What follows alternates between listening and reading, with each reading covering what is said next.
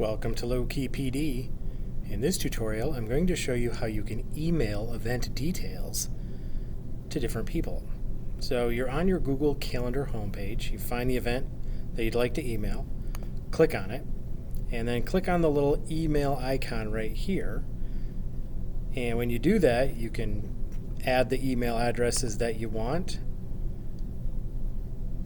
Right in the to address field here, add a different message. You get 2,400 characters.